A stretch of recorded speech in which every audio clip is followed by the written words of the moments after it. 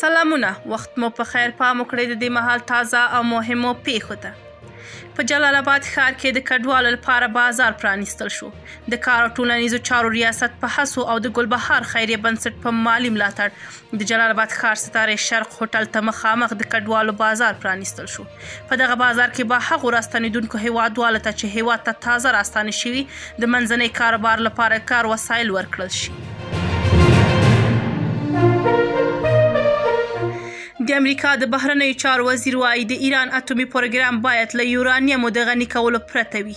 د امریکا د بهرنیو چارو وزیر مارکو روبیو هیله څرګنده کړه چې له ایران سره د اټومي پروګرام په اړه توافق وشي، ځکه د په وینا بل انتخاب به بدتر وي.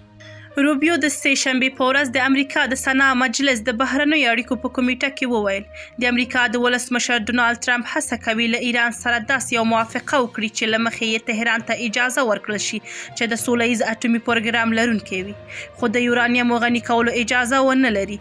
دا په داسې حال کې ده چې د ایران مذهبي مشر علي خامنه ای د سې شنبې په ورځ وویل فکر نه کوي له امریکا سره خبرې کومې پایلې ته ورسیږي. هغه د امریکایي چارواکو لخوا د یورانیم له غني کولو لاس اخیستو ټینګار ته په اشارې سره وویل ایران د چا اجازې ته منتظر نه دی او خپل پالیسۍ لري.